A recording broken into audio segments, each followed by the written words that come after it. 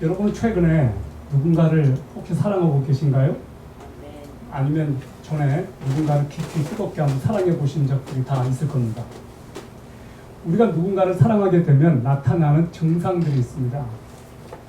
먼저 사랑하는 대상을 하루 종일 생각을 합니다. 그리고 사랑하는 대상이 원하는 것을 하고 싶어 합니다. 또한 사랑하는 대상이 싫어하는 것은 하지 않게 되죠. 이것이 사랑의 특징이에요.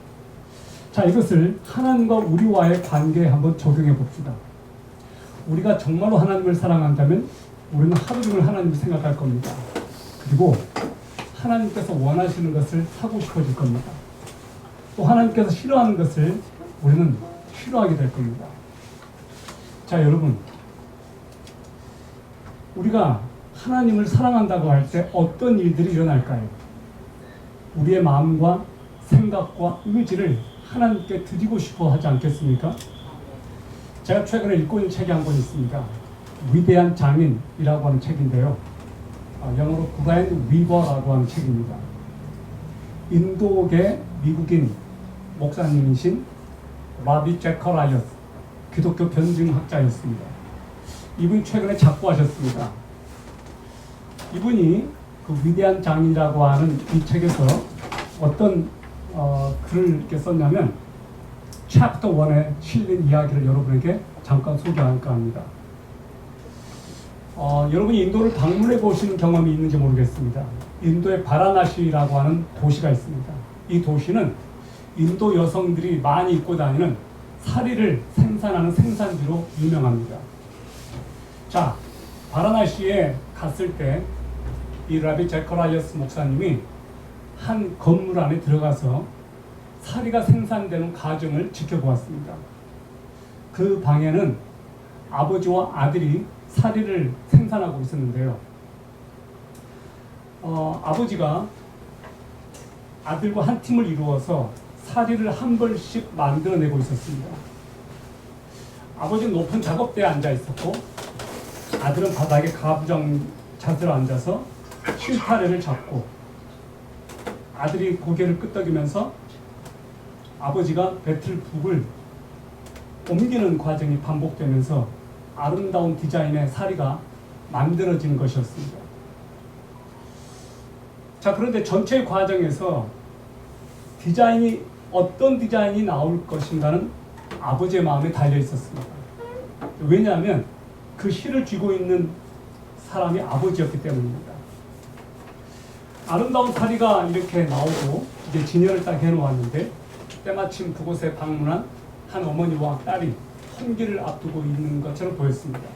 이렇게 말하는 겁니다. 아가씨가 한 사리에 눈이 고정되고 보고 바디야 너무 멋있어요. 쿱스라 너무 아름다워. 이렇게 외치는 것을 라비 제커라이어스 목사님이 듣게 됩니다. 자, 여러분, 아름다운 이 질감을 가진 사리가 위대한 장인이 공교하게 디자인을 했기 때문에 가능했습니다. 이 이야기를 하면서 제커라이어스 목사는 이런 말을 합니다. 하나님이야말로 우리 인생의 위대한 장인이시다. 위대한 장인이신 하나님께서는 우리 인생을 이렇게 아름다운 실타래와 함께 디자인해 가십니다. 여러분, 성경에는 하나님이 토기장이라고 기록한 말씀이 등장합니다. 예레미야 18장 6절 말씀인데요. 여호와의 말씀이니라. 이스라엘 족속아, 이 토기장이가 하는 것 같이 내가 능히 너희에게 행하지 못하겠느냐. 이스라엘 족속아, 진흙이 토기장이의 손에 있음 같이 너희가 내 손에 있느니라. 그렇습니다. 하나님은 토기장이십니다. 이스라엘 백성들은 토기장이 손에 들린 토기 그릇입니다. 하나님이 깨뜨릴 수도 있고 다른 토기로 대체할 수도 있습니다. 자, 마찬가지로 하나님은 토기장이시고 이제 우리는 그분의 손에 들린 토기입니다. 우리를 아름답게 빚어가시는 분은 하나님이십니다. 그러면 어떻게 하면 우리가 아름다운 토기로 빚어져 갈 수 있을까요? 그것은 토기장이인 하나님께 우리 삶을 전적으로 맡길 때 가능하지 않겠습니까? 우리가 위대한 아름다운 디자이너에 의해서 아름답게 디자인될 때 우리가 해야 되는 것이 있습니다. 그것은 토기장이신 하나님께 우리를 전적으로 내어 맡기는 겁니다. 바로 세 가지를 내어 맡길 때 그것이 가능하죠. 첫 번째 우리의 마음, 두 번째 우리의 soul, 우리의 생각, 우리의 혼, 우리의 정신, 세 번째는 우리의 의지입니다. 이 세 가지를 하나님께서는 원하십니다. 그리고 이 세 가지를 우리가 하나님께 드리기 시작했을 때 우리 삶에는 변화가 시작되죠. 여러분, 건물을 짓기 위해서는 반드시 필요한 것이 있습니다. 바로 설계도이죠. 우리 몸도 설계도가 있습니다. 그것이 바로 DNA입니다. 여러분 DNA 들어보셨을 겁니다. 여러분 안에도 다 DNA가 들어있죠.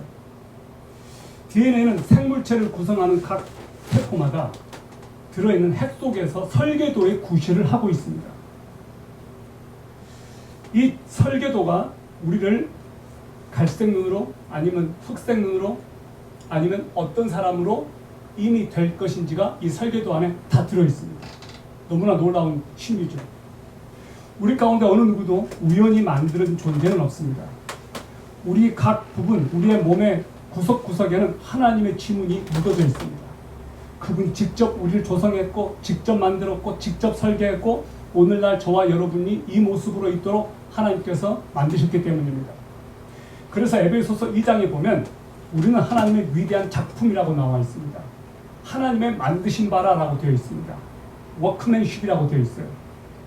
거기에서 포임이라는 말이 나왔습니다. 하나님께서 우리를 그렇게 작품으로 만드셨다는 겁니다.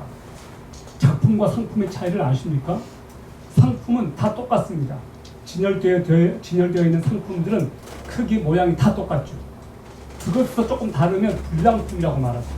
그러나 작품은 다 다르죠. 작품은 똑같은 것을 작품이라고 하지는 않습니다. 예술가에 의해서 오직 유일하게 하나씩 만들어지는 것을 우리는 작품이라고 합니다. 그리고 그 작품이 누구의 손에 의해서 만들어졌느냐에 따라서 그 값은 천정부지로 솟습니다. 여러분과 제가 작품이라고 하는 이 사실을 꼭 기억했으면 좋겠습니다. 여러분, 하나님께서 우리를 만드실 때 우리 영혼에 담으신 것 세 가지가 있습니다. 그것은 바로 마음과 정신과 의지입니다. 예수께서는 너 마음을 다하고 혼을 다하고 힘을 다하고 생각을 다하여 주 내 하나님을 사랑하라. 내 이웃을 내 자신과 같이 사랑하라 라고 말씀하셨습니다. 이 말씀을 예수님께서는 신명기 6장 4절 5절에 나와 있는 말씀을 예수님은 인용하셨습니다. 우리가 하나님을 사랑한다는 것을 어떻게 확인할 수 있을까요? 우리가 하나님을 사랑한다는 것을 어떻게 확인할 수 있느냐? 우리의 마음과 우리의 정신과 우리의 의지를 하나님께 전적으로 드릴 때 그것이 하나님을 사랑하는 것을 증명할 수 있는 것입니다. 자, 여러분, 하나님께서는 신명기의 말씀에서 이스라엘 백성들에게 쉐마라고 하면서 가르치셨습니다. 이것을 자녀들에게 식탁에서 가르쳐라 라고 주신 것이 바로 쉐마 말씀이었는데 그 내용이 뭐였느냐? 너는 내 마음을 다하고 혼을 다하고 힘을 다하여 주 내 하나님을 사랑하라. 바로 이것이었습니다. You shall love the Lord your God with all your heart, with all your soul, and with all your strength. 이 세 가지입니다. 다시 말씀드리죠. 저와 여러분이 이 세 가지를 하나님께 드리기 시작했을 때 우리는 위대한 장인에 의해서 위대한 작품으로 빚어지고 만들어집니다.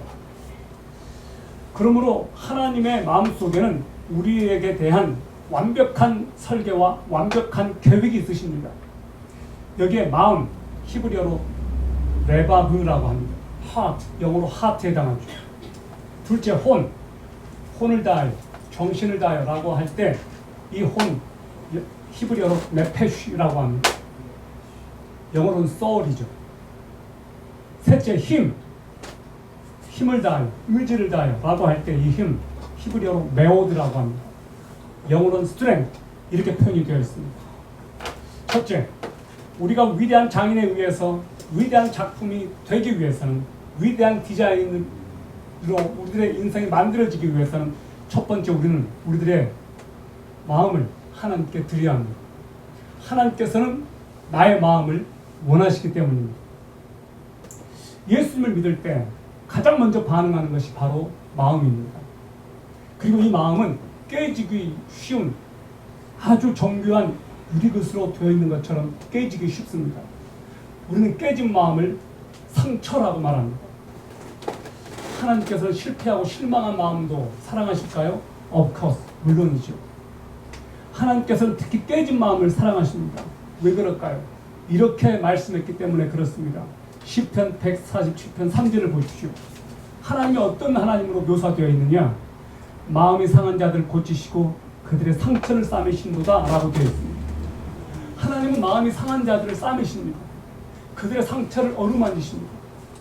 여러분은 유명한 복음성가 노래 하나를 알 겁니다. 주님과 같이 내 마음 만지는 분은 없네. 오랜 세월 찾아 난 알았네. 내겐 주밖에 없네. 주잡이 강같이 흐르고 이런 노래 말입니다. 주님과 같이 내 마음 만지는 분은 없네. 이스라엘의 아름다운 목소리의 소유자였던 다윗은 매우 부드러운 마음을 가졌습니다. 그가 왕이 되었을 때 간음죄와 살인죄를 지었습니다. 그리고 나단 선지자가 그것을 지적했을 때 그는 비통해했고 그는 하나님 앞에서 뜨겁게 참회의 눈물을 흘리면서 하나님 앞에 참회하고 또 참회했습니다.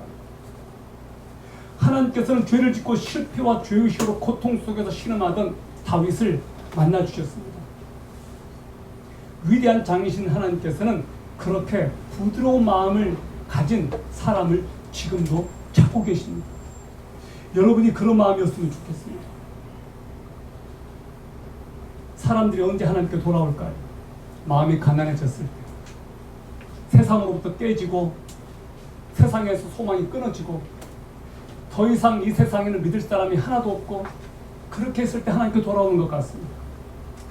유일하신 하나님만이 삶의 은신처이고 피난처이고 소망이라는 것을 마지막에 깨달았을 때 사람들은 하나님께 돌아옵니다.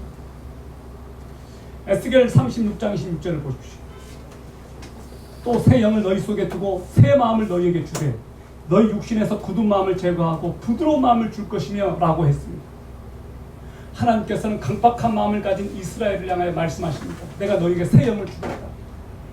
하나님께서 우리들에게 살같이 부드러운 마음을 주셨을 때 우리는 하나님께 돌이킬 수가 있고 하나님의 말씀과 하나님의 영과 내 영이 맞닿았을 때, 접촉했을 때 우리 안에는 스파크가 일어나는데 내 영이 깨지고 말씀이 내 안에 들어오죠. 이제 두 번째, 하나님께서 우리들에게 원하시는 것은 무엇이냐? 우리의 정신입니다. 하나님 우리의 정신을 원하세요. 정신을 가리키는 영어 단어를 soul이라고 번역을 했습니다.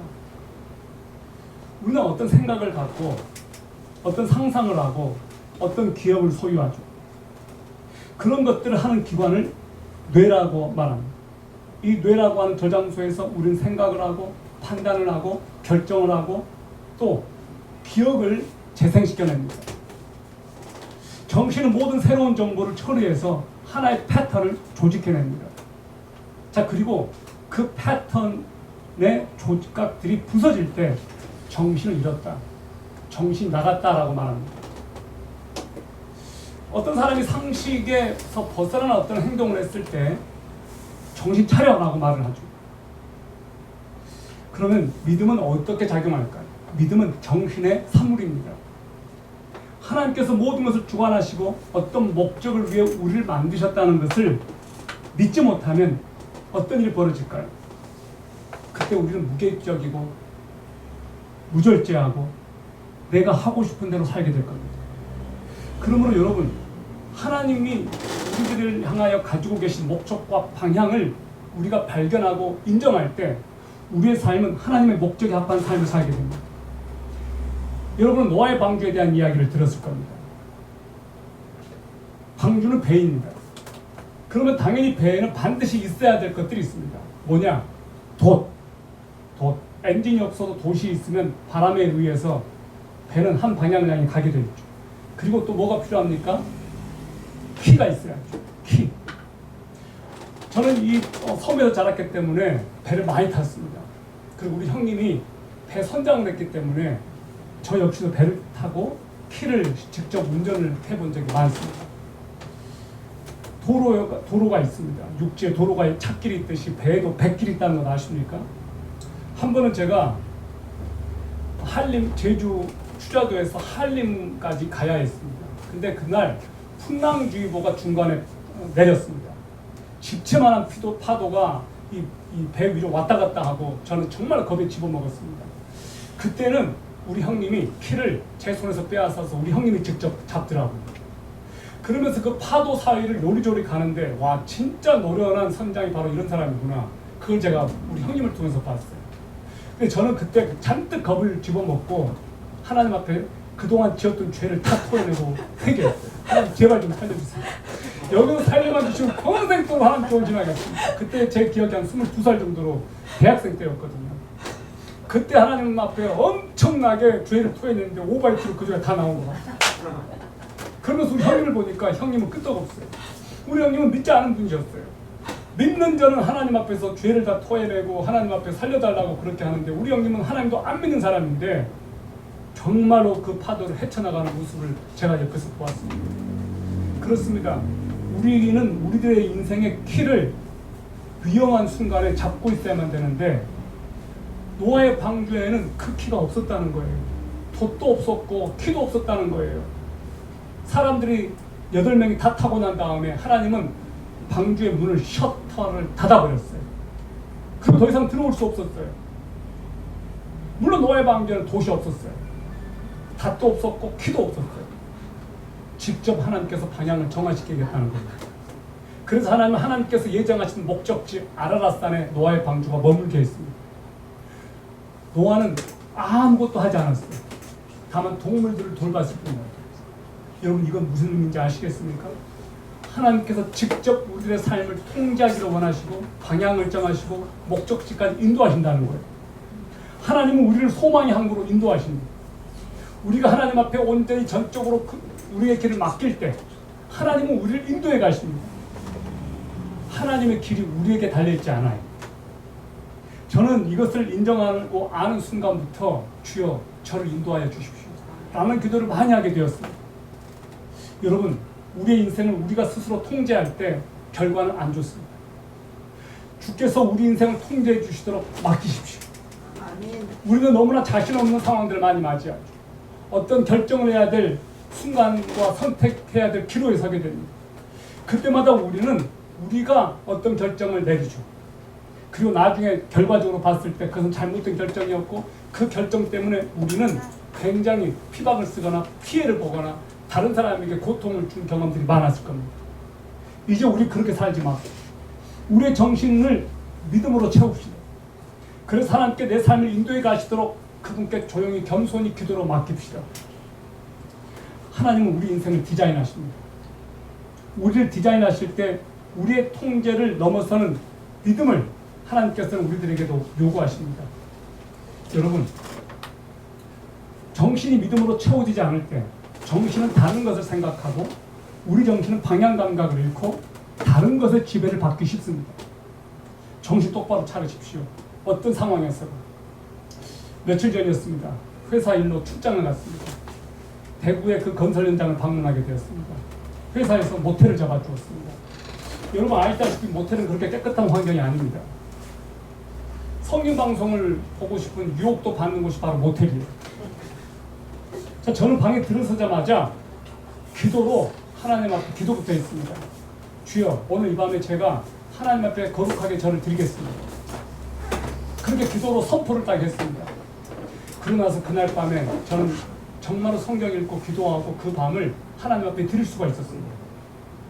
이 세상을 살아갈 때 여러분에게 많은 유혹이 있습니다. 그리고 어떤 순간들은 특별히 여러분이 기도해야 될 때가 있습니다.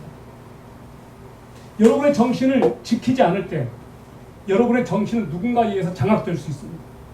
마귀는 여러분의 정신을 노립니다. 여러분의 생각을 마귀에게 절대 노출시키지 마십시오. 여러분의 생각과 여러분의 마인드와 여러분의 혼은 하나님께서 여러분에게 주셨습니다. 그리고 하나님께서는 그것을 되찾으실 자격이 있습니다. Why? 하나님께서 만드셨기 때문에 그렇습니다. 운동선수들은 멘탈이라는 말을 씁니다. 멘탈. 정말 중요한 경기와 금메달이 걸려있는 결승전에 멘탈이 강한 선수와 약한 선수는 차이가 납니다. 왜 양궁 선수들이 프로야구 경기장에 가서 엄청난 함성 속에서 양궁을 쏘는 훈련을 합니까? 그런 함성 가운데에서도 집중을 잃지 않고 중심을 잃지 않고 제대로 실력을 발휘하기 위해서 그렇게 합니다. 어떤 운동선수들은 코치에 의해서 공동묘지까지 가서 담력 훈련하는 것도 보았습니다. 왜 그럴까요? 긴장되는 순간에서 선수들이 멘탈이 약하면 흔들리기 때문에 그렇습니다. 이제 멘탈이 강한 크리스찬을 꼽으라고 한다면 누구를 꼽을 수 있을까요? 우리는 바울을 꼽을 수 있습니다. 사도 바울이 이런 고백을 했습니다. 빌립보서 4장 13절입니다. 나를 강하게 하시는 그리스도를 통해 내가 모든 것을 할 수 있느니라. I can do all things through Christ which strengthens me. 나를 강하게 하시는 그리스도를 통해 내가 모든 것을 할 수 있다. 여러분의 정신이 믿음으로 채워지기를 바랍니다. 믿음이 여러분의 정신을 지배하게 하십시오. 어떻게 하면 여러분의 정신을 믿음으로 채울 수 있을까요? 빌립보서 4장 6절과 7절에 바울은 이렇게 권면했습니다. 아무것도 염려하지 말고 오직 모든 일에서 기도와 간구로 너희가 요청할 것을 감사와 더불어 하나님께 알리라. 그리하면 모든 이해를 뛰어넘는 하나님의 평강이 그리스도 예수님을 통해 너희 마음과 생각을 지키시리라. 염려하지 말고 걱정하지 말라고 했습니다. 그리고 요청할 것을 감사와 더불어 하나님께 아뢰라고 했습니다. 그러면 모든 이해를 뛰어넘는 하나님의 평강이 너희들의 생각을, 마음을 지키실 거다라고 말했습니다. 이 말은 무슨 말입니까? 우리의 마음과 생각을 주 예수 그리스도께서 채우시기를 원한다면 염려를 내려놓고 하나님과 기도로 링크되어 있어야 한다고 말합니다. 여러분이 어떤 상황을 만나더라도 흔들리지 않을 수 있는 비결은 범사의 기도를 통해서 하나님 앞에 나아가는 겁니다. 여러분의 마음이 불안할 때가 있을 겁니다. 왜 불안하죠? 우리가 두려울 때가 있습니다. 왜 두렵죠? 우리는 예기치 않은 어떤 상황을 만났을 때, 그리고 미래가 보장되지 않을 때 사람들 두려워하는 것 같습니다. 자, 바로 그런 순간에라도 우리는 우리의 생각과 마음을 하나님께 고정시킬 수 있습니다. 히브리서 11장 1절은 이렇게 말합니다. 이제 믿음은 바라는 것들의 실체요 보이지 않는 것들의 증거니라고 했습니다. 여러분의 정신은 어디에 가 있습니까? 여러분은 지금 한 번도 가보지 않았지만 그것이 눈에 보이는 것처럼 너무나 확실하게 보고 있는 어떤 것들이 있습니까? 그렇다면 그것을 붙잡으십시오. 믿음은 아직 여러분이 가보지 못하고 보지 못하는 것들의 실체이기 때문에 그렇습니다. 우리는 아직 완성되지 않은 것들을 믿음으로 봅니다. 여러분의 정신을 믿음으로 채우십시오. 아멘. 세 번째, 하나님께서 우리에게 돌려받기 원하시는 것이 우리의 의지입니다. 하나님은 나의 의지를 원하십니다. 이제 저는 하나님께서 원하시는 세 번째를 나누겠습니다. 이것은 십자가와 관련이 있습니다. 십자가가 의미하는 것을 온전히 받아들이는 겁니다. 뭘 통해서? 의지를 통해서. 여러분은 여러분의 의지를 들여서 예수 그리스도께서 걸으신 그 십자가의 길을 걷고 싶어 하나요? 우리는 할 수만 있다면 십자가의 길을 걷고 싶어 하지 않죠. 성공을 원하지만 그 성공에 필요한 대가를 우리는 지불하고 싶어 하지 않아요. 금메달을 원하지만 혹독한 훈련을 받고 싶어 하지 않아요. 축복받는 결혼 생활을 원하지만 그에 따른 노력과 헌신은 하지 않는 것 같습니다. 멸류관을 원하지만 죄와 피터지게 싸우는 것을 우리는 포기해버리죠. 십자가는 우리들에게 뭘 의미할까요? 남미 브라질의 리우데제네이루에 가본 적이 있습니다. 거기에는 구원자 그리스도상이라고 하는 예수님이 리우데제네이루 그 도시를 바라보는 팔을 이렇게 뻗고 있는 그리스도상이 있습니다. 그리스도께서 언덕 위에서 지켜보시는 것을 말하기 위해서 언덕 위에 세웠다고 합니다. 여러분, 리우데제네이루와 달리 갈보리 언덕에서 예수 그리스도는 십자가에 못 박혀 죽으셨습니다. 갈보리 언덕은 복음의 중심에 서 있습니다. 십자가는 성육신하신 그리스도께서 가장 낮아지신 지점입니다. 죄 없으신 그분이 우리의 죄값을 지고 극한의 고통을 겪으면서 아버지와 분리되신 장소가 바로 갈보리였습니다. 그 이생의 사건 속에 세상의 모든 고통이 집결되어 있었습니다. 예수는 십자가를 지시고 갈보리 언덕을 오르셨습니다. 인간 의지의 가장 숭고하고 아름다운 길이 바로 십자가를 지고 가신 갈보리 언덕이었습니다. 예수님은 한 걸음 한 걸음 인류 구원의 의지를 가지고, 나를 구원하시려는 의지를 가지고 그 걸음을 걸으셨습니다. 바울은 이렇게 말했습니다. 이것은 내가 그분의 죽으심과 일치하게 되어 그분과 그분의 부활의 권능과 그분의 고난에 참여하는 것을 알고자 하며 어찌하든지 내가 죽은 자들의 부활에 도달하려 함이라. 빌립보서 3장 10절 11절 말씀입니다. 자, 이게 무슨 말입니까? 우리는 어떤 일의 결과가 영광스럽고 놀랍고 어메이징하다는 것을 알면 기꺼이 대가를 지불할 수 있습니다.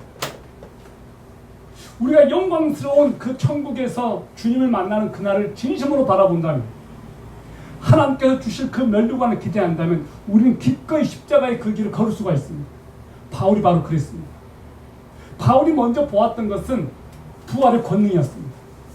바울은 부활의 권능을 이미 경험했기 때문에 그 부활의 권능에 참여하고자 십자가의 길을, 고난의 길을 걷는다고 했습니다. 십자가의 목적을 알기 전에 부활의 능력을 알았습니다. 여러분이 부활의 능력을 경험할 수만 있다면, 그리고 그 부활의 기쁨을, 부활의 능력을 정말로 저와 여러분들이 제대로만 한다면 우리는 기꺼이 예수 그리스도를 위해서 십자가의 그 고난의 길을 걷는 길을 마다하지 않고 선택할 수 있을 것 같습니다. 우리가 변화되기를 원한다면 우리는 이 두 가지 선택 앞에 놓이게 됩니다. 무엇을 하려는 것과 무엇을 하지 않으려는 것입니다. 그런데 매번 우리는 의지의 싸움에서 패하고 맙니다. 하나님을 위해서 뭔가를 하고 싶고 거룩하게 살고 싶어서 결심하고 또 다짐하지만, 작정하지만 번번이 실패합니다. 우리 영혼의 원수는 우리를 너무나 잘 알고 있습니다. 우리가 뭔가를 하려고 하면 어떤 것들을 통해서 의지를 꺾어 놓으려고 합니다. 우리가 거듭나기 전에 우리는 우리 자신을 잘 알 겁니다. 우리는 우리의 의지를 불순종에 허비했습니다. 우리가 주님을 떠나 있었을 때 우리의 의지도 타락했습니다. 우리의 의지는 하나님을 기쁘시게 하는 것보다 자꾸만 내 욕망과 내 욕구를 채우려고 하는 것으로 흘러갔습니다. 그래서 우리는 공중권세 잡은 자를 따라다녔습니다. 왜? 즐겁기 때문에. 죄는 쾌락을 도구로 우리를 유혹하고 유인하고, 죄가 쾌락에 주는 그것이 너무 쏠쏠하기 때문에 사람들은 죄에 빠져들죠. 그러나 이제 우리가 주님을 알게 되었습니다. 이제는 우리가 더 이상 그 세계로 진입하려고 하지 않습니다. 왜냐고요? 우리는 죄가 무엇인가를 알게 되었고, 성령께서, 주님께서 주시는 기쁨이 무엇인가를 우리는 경험했기 때문에 이제 우리는 과거로 돌아가려고 해도 돌아보고 하지 않습니다. 우리의 의지는 이제 달라졌어요. 예수 그리스도의 보혈의 능력을 경험한 우리의 의지는 새로워졌어요. 우리의 의지는 완전하지는 않지만 이제는 방향이 바뀌어졌어요. 우리는 예수를 위해서 살고 싶어 합니다. 여러분, 의지를 갖는 것과 실제로 행하는 것 사이에는 끊임없는 갈등이 존재하는 것 아시죠? 바울이 이렇게 말했습니다. 로마서 8장에서 내가 행하는 것을 내가 알지 못하노니 곧 내가 원하는 것을 행하지 아니하고 도리어 미워하는 것을 행함이라. 바울은 그 다음에 그렇게 말합니다. 오라 나는 공고한 사람이로다. 이 사망의 몸에서 누가 나를 건져줄 수 있나. 바울은 마음속에서 진짜로 주님을 위해서 살고 싶었다고요. 근데 바울마저도 자기가 원하는 것을 행하지 않고 미워하는 것을 행한다고 했습니다. 어떤 사람은 바울이 이 고백을 했을 때가 거듭나기 전이었다고 말합니다. 그렇지 않습니다. 바울이 이 글을 썼을 때에는 거듭나고 나서 한참 지난 후였습니다. 그는 거듭났지만 우리와 똑같은 마음이었다고. 주님을 위해서 살고 싶었지만 그렇게 살 수 없는 자기 자신을 발견했습니다. 우리의 의지와 하나님의 의지가 서로 충돌할 때가 있습니다. 원하는 것을 하지 않고 원치 않는 것을 하려고 하기 때문입니다. 하나님을 위해 살려고 하는 의지보다 여전히 내 옛 자아가 살아있어서 내 자아가 원하는 것을 자꾸만 하고 싶은 것들이 아직 남아있기 때문에 그렇습니다. 어떻게 하면 좋습니까? 우리가 우리의 의지를 하나님께 드리는 방법 어디서부터 시작해야 될까요? 결론은 자기 자신을 십자가에 못 박는 데서부터 시작해야 돼요. 나를, 내 의지를, 내 자아를 장례시키고야 돼요. 갈라디아서 2장 10절은 이렇게 말합니다. 내가 그리스도와 함께 십자가에 못 박혔나. 그런데 이제 내가 사는 것이 아니요 오직 내 안에 그리스도께서 사시는 것이라. 이제 내가 육체 가운데 사는 것은 나를 사랑하사 나를 위하여 자기 몸을 버리신 하나님의 아들을 믿는 믿음 안에서 사는 것이라. 바울이 그렇게 고백했습니다. 내가 그리스도와 함께 십자가에 못 박혔다. 이제 내가 사는 것은 나를 위해서 사는 것이 아니라 나를 위해서 자기 몸을 버리신 하나님의 아들을 믿는 믿음 안에서 사는 것이라. 여러분의 자아는 십자가에 못 박혔습니까? 죽은 사람은 말이 없죠. 아무리 차고 아무리 꼬집고 해도 죽은 사람은 말이 없죠. 우리가 아직 살아있기 때문에 조금 우리에게 거스릴 말을 하면 발끈하는 것 같습니다. 우리가 정말 죽어있다면 누가 무슨 말을 해도 반응하지 않을 것 같습니다. 죄에 대해서는 죽읍시다. 그러나 예수 그리스도에 대해서는 살아납시다. 저와 여러분이 그랬으면 좋겠습니다. 그리고 우리는 이미 그런 경험을 했습니다. 최근에 한 성도님이 이런 고백을 했습니다. 내가 뭐라고 어떻게 나 같은 죄인을 위해 예수님께서 십자가에서 죽으셨을까요? 내가 뭐라고 어떻게 나 같은 죄인을 위해 예수님께서 십자가에서 죽으셨을까요? 그 성도는 십자가에서 자신을 위해 못 박혀 죽으신 그리스도가 믿어진 겁니다. 그래서 자신의 욕망과 자신이 좋아했던 것들, 자아가 십자가에 함께 못 박혔습니다. 자아를 장례 치렀습니다. 자기 자신의 장례식을 치르고 나의 의지를 땅에 묻어야만 하나님의 뜻이 우리들의 마음 가운데 주권적으로 다스릴 수 있게 됩니다. 나의 의지가 먼저 살아서 계속해서 내 의지대로 무엇인가를 하려고 하면 할수록 우리는 하나님과 역행하는 쪽으로 가기 쉽습니다. 우리는 툭하면 내 의가 살아나서 나를 자랑하려고 하는 이 본성이 있기 때문에 그렇죠. 내 자신의 욕망에 대해서 죽고 성령께서 우리 안에 새로운 능력을 주시지 않는 한 우리는 하나님의 뜻을 행할 능력이 없습니다. 여러분, 성령에 의해 지배되지 않는 내 자아는 타인을 죽일 수도 있습니다. 성령에 의해서 내가 장악되고 성령님에 의해서 내가 붙들려지고 성령님의 인도하심을 따를 때 우리는 하나님의 의도와 목적에 맞게 살아갈 수가 있고 성령님이 나를 다스리실 때 열매를 맺는 것이 가능합니다. 그래서 성령의 열매는 9가지라고 말합니다. 사랑과 희락과 화평과 오래 참음과 자비와 양선과 충성과 온유와 절제. 이 성령의 열매는 내가 성령의 통제 아래 있을 때 성령의 인도하심에 나를 맡길 때 이 열매가 맺혀집니다. 저와 여러분에게 이 열매가 맺혀졌으면 좋겠습니다. 사랑하는 성도 여러분, 이제 말씀을 맺겠습니다.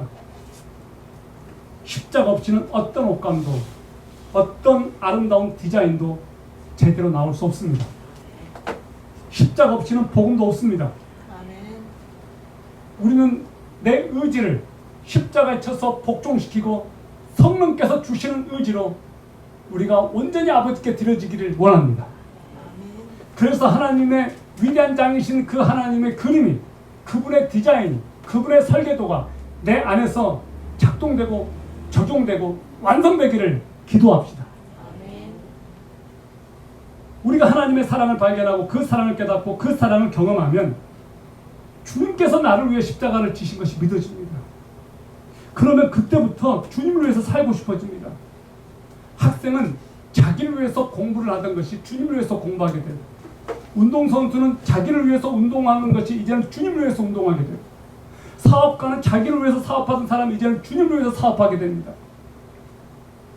학생은 자신의 미래를 위해서 성공하기 위해서 공부하던 것이 이제는 성공도 하나님께 맡기고 하나님을 위해서 공부를 하게 됩니다. 여러분,